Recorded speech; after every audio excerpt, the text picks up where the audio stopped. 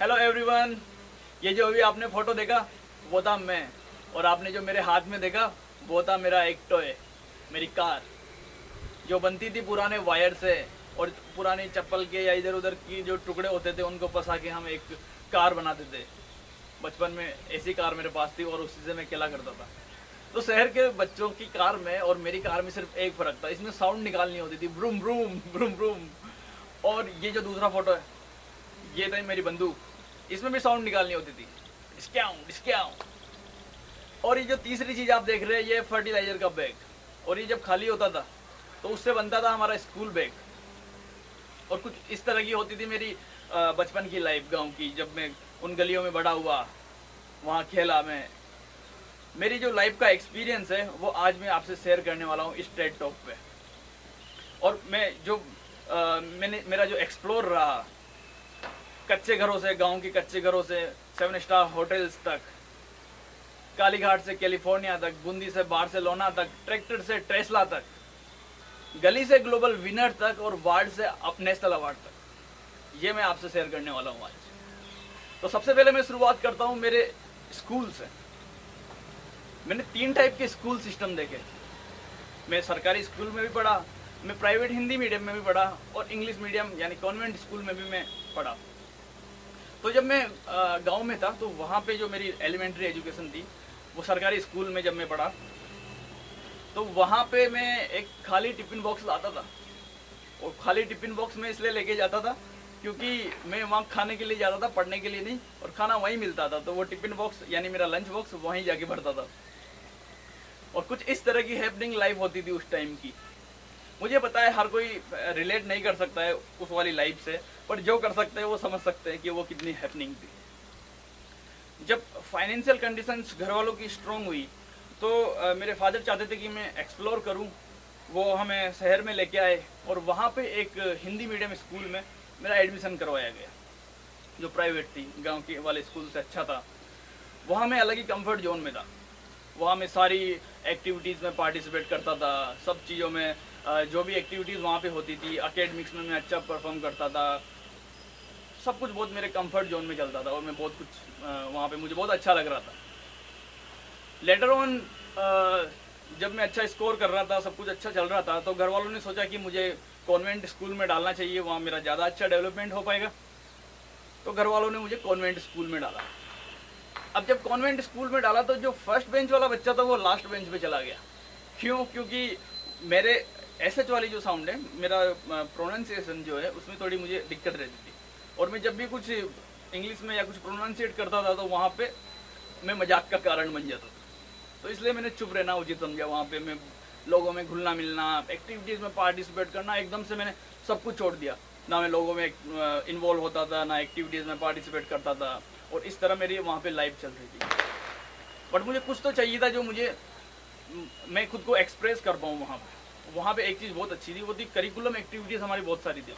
तो उनमें से एक था ये प्रोजेक्ट वगैरह बनाना, और उस चीज़ में मुझे इतना इंटरेस्ट आने लगा कि मैं, जब मेरे पास फर्स्ट टाइम कंप्यूटर आया ही था, मैं फोटोशॉप वगैरह ट्यूटोरियल्स ये सब चीज़ें देख के काफ़ी अच्छी ग्राफिक डिजाइनिंग करने लगा था। और मैं इन प्रोजेक्ट्स और चीज़ों की वजह से मेरे अंदर एक आर्टिस्टिक नेचर आने लगा था, और मैं आर्टिस्टिक चीज़ों में ज़्यादा इंटरेस्ट लेने लगा। मैं खुद के तो प्रोजेक्ट बना ही रहा था, और साथ में पूरे सिटी के बाहर के लोग, काफ़ी सारे लोग मेरे पास आने लगे थे उनके पोर्टफोलियोज बनाने के लिए। लोगों के मैं ब्रोशर्स बनाने लगा, और एक जैसे छोटे बिजनेस जैसा मैंने स्टार्ट कर लिया था, और एक रेवेन्यू स्ट्रीम। मैं शुरू से ही चाहता था कि मैं सेल्फ डिपेंडेंट बनूं या ऐसा कुछ। बट जब मैं 11th-12th में आया तो एक मैंने माहौल देखा कि सब साइंस मैथ्स ले रहे हैं, तो उसी पीयर प्रेशर में मैंने भी साइंस मैथ ले ली। अब जब साइंस मैथ ले ली तो मैं एक एवरेज मार्क्स के साथ ही 12th पास हुआ। नाउ मैंने सोचा कि जो मेरे मिस्टेक हैं जो मैंने की है उसको फिर से सुधारते हैं एक बार, और मैं ग्राफिक डिजाइनिंग में बैचलर डिग्री करूँगा। पर आसपास के जितने भी डिस्ट्रिक्ट्स थे वहाँ पे ऐसा कोई कॉलेज ही नहीं था जो ग्राफिक डिजाइनिंग में बैचलर्स करवाता हो। सब कुछ नॉर्मल डिग्रीज करवाते थे आसपास की सभी यूनिवर्सिटीज़। तब मैंने जयपुर में एक कॉलेज देखा, और वो वहाँ का एक स्कॉलरशिप एग्ज़ाम था, उनकी फ़ीस बहुत ज़्यादा थी, तो वो मैंने दिया। वो जब मैंने क्लियर किया तो उन्होंने एक बार मेरे को मुझे इंटरव्यू के लिए वहाँ पे बुलाया गया। अब जब इंटरव्यू के लिए बुलाया गया तो वो मुझसे पूछते कि आपके फादर क्या करते हैं। आई सेड कि फार्मर। वो बोलते कि आपकी इंग्लिश भी अच्छी नहीं है। मैं बोला कि मैं सीख जाऊंगा। बोले कि हमारा स्टैंडर्ड जो है वो ऐसा है कि हम स्टैनफोर्ड यूनिवर्सिटी के साथ स्टूडेंट एक्सचेंज करते हैं, और हमारा स्टूडेंट एक्सचेंज प्रोग्राम होते हैं, तो हमारा जो लेवल है तुम यहाँ पे विद स्टैंड नहीं कर पाओगे। सो वाज लाइक कि वो इनडायरेक्टली मैं एग्ज़ाम क्लियर करने के बाद भी मना करना चाहता, बोलते आप इसको अफोर्ड नहीं कर सकते। सो तो जब मैं वहाँ से निकल रहा था तो मेरे लिए एक बहुत बड़ा पेन पॉइंट बन गया था, वो ये कि यार स्टैनफोर्ड यूनिवर्सिटी मतलब क्या एक गांव से आया हुआ बच्चा क्या एक अच्छे यूनिवर्सिटी में नहीं पढ़ सकता? क्या गांव से आया हुआ ग्राफिक डिजाइनिंग नहीं कर सकता? उन्होंने मुझसे एक और चीज़ पूछी थी, वो पूछते आपके फादर तो जरूर धोती कुर्ता पहनते होंगे। सो आई वॉज लाइक नहीं, वो जीन्स पैंट सब पहनते, इज अ कूल डैड। तो क्या मतलब आपने ऐसा परसेप्शन बना रखा है आपके दिमाग में कि एक फार्मर है तो वो वैसे ही आउटफिट होगा उनका और सब कुछ वैसा ही होगा, सारी चीज़ें। उस जगह से मैं अभी मजाक में बता रहा हूँ, बट उस टाइम मैंने बहुत लो फील किया। और जब मैं बूंदी आया तो मैं सोचा कि ठीक है, हम चीज़ें फिर से स्टार्ट करते हैं। मैं अपने सपने तो पूरे नहीं कर पाऊँगा, ग्राफिक डिजाइनिंग वगैरह में इसमें करियर नहीं बना सकता, बट मैं कुछ और करता हूँ। मैंने वहाँ के एक लोकल कॉलेज में एडमिशन लिया। तो दिमाग में था कि यार सपने नहीं बनाए तो मैं लोगों के घर बनाता हूँ। और मैंने आर्किटेक्चर बहुत सारे कोर्सेज किए, ऑटोकैड, रेविट और 3ds max, Maya and walk throughs वगैरह में बनाने लगा। उन सब चीज़ों में मुझे इतना ज़्यादा इंटरेस्ट नहीं आ रहा था, बट वो कहीं ना कहीं मैं कुछ कर रहा था और मुझे अच्छा लग रहा था वो सारी चीज़ें। मेरे कॉलेज में अटेंडेंस वगैरह का और इन सारी चीज़ों का दिक्कत नहीं था। तो जिस कॉलेज में मुझे लग रहा था कि यहाँ मेरी बिल्कुल ग्रोथ नहीं हो पाएगी, वहाँ मुझे सबसे ज़्यादा ग्रोथ अपॉर्चुनिटी मिली, क्योंकि मैं घर रह के बहुत सारी चीज़ों में एक्सप्लोर कर रहा था। जो कुछ भी मेरे सामने आ रहा था मैं सब कुछ करने की ट्राई कर रहा था। Even web development, graphic designing तो मैंने पहले कर ली थी, आर्किटेक्चर से रिलेटेड या जो भी कुछ मुझे मिलता था। ऑनलाइन स्टोर्स बना के ट्राई किए, ड्रॉप शिपिंग ट्राई किया, डे ट्रेडिंग, एवरीथिंग, सब जिसके भी बारे में नॉलेज ले सकता था, ऑनलाइन ओपन सोर्स जो कुछ भी अवेलेबल था मैंने सब कुछ करने की कोशिश की।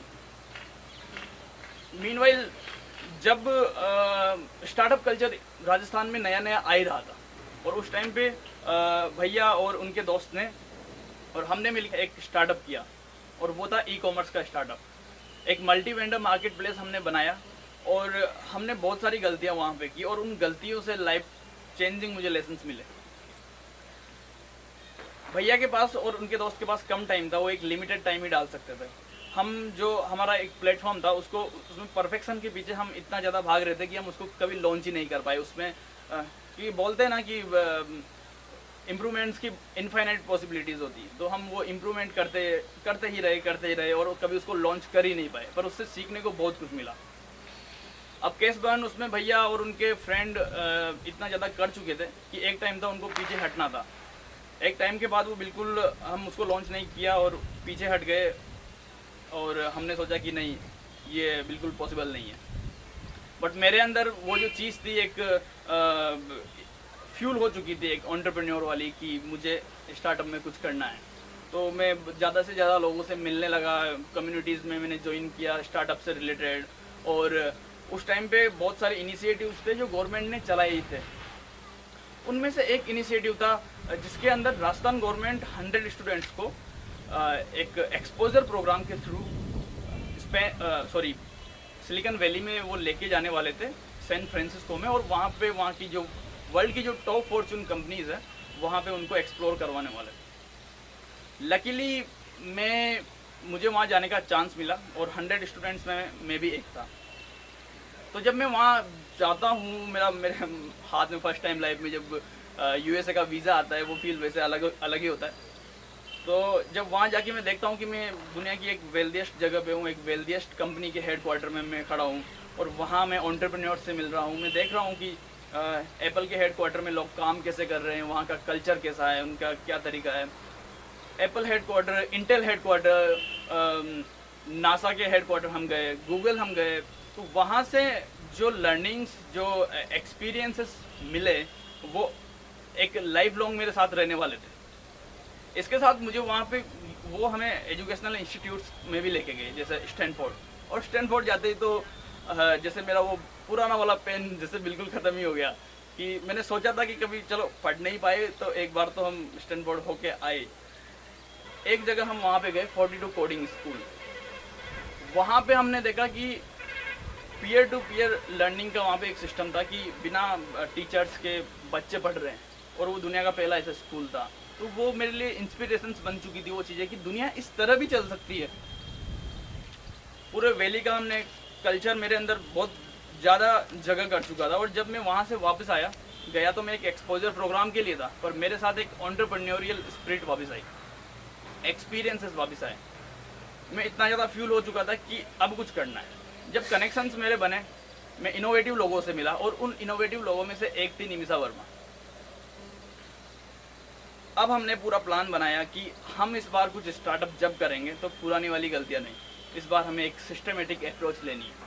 और वो सिस्टमेटिक अप्रोच की, हाँ, आइडिया से हम इस तरह MVP से प्रोडक्ट तक जाएंगे। बट जब बात की तो कि प्रॉब्लम क्या है, हम किस प्रॉब्लम को एड्रेस करने वाले हैं। हमें जो सबसे ज़्यादा इंटरेस्ट आया वो था ग्रीन टेक क्लीन टेक वाला। और हमने देखा कि जो ई वेस्ट हो रहा है, ई हैजार्डस वेस्ट हो रहा है, उससे बहुत ज़्यादा लैंडफिल्स ब्रीमिंग हो रही है, बहुत ज़्यादा लैंडफिल्स हो रही है, टॉक्सिक हार्ड केमिकल्स मटेरियल्स उनसे निकल रहे हैं। और इनके आसपास में जो लोग रहते हैं उनको 69% लोग जो लैंडफिल के आसपास में रहते हैं उनको liver, kidney, respiratory, liver cirrhosis ऐसी बीमारियां मिली वहाँ पे, और ये एक बहुत बड़ा नंबर था। और इंडिया में $148 बिलियन हम बाहर से रॉ मटेरियल इंपोर्ट कर रहे थे। तो हमें एड्रेस करने के लिए ये प्रॉब्लम बहुत अच्छी लगी। तो हम बैटरीज के डोमेन में आए, और हम फाइनली रिसर्च के बाद, काफ़ी सारे काम के बाद हम एक प्रोडक्ट पे आए, और हमने इको फ्रेंडली बैटरी बनाई। बैटरी तो बन गई, बट हमारे पास वैलिडेशन नहीं था। हम काफ़ी सारी कंपनीज के पास गए, हम उसको एक बड़े लेवल पे एग्जीक्यूट करना चाहते थे। तो हुआ ये कि हम जिनके भी पास जाते वो बोलते, यार रिचार्जेबल्स का ज़माना है, तुम रिचार्जेबल्स में रिसर्च करो, ये क्या है, तुम मतलब दिस इज़ नॉट फ्यूचर ना। तो वहाँ पे हमें एक वैलिडेशन नहीं मिल पा रहा था, पर हम एक्सप्लोर करना नहीं छोड़ रहे थे।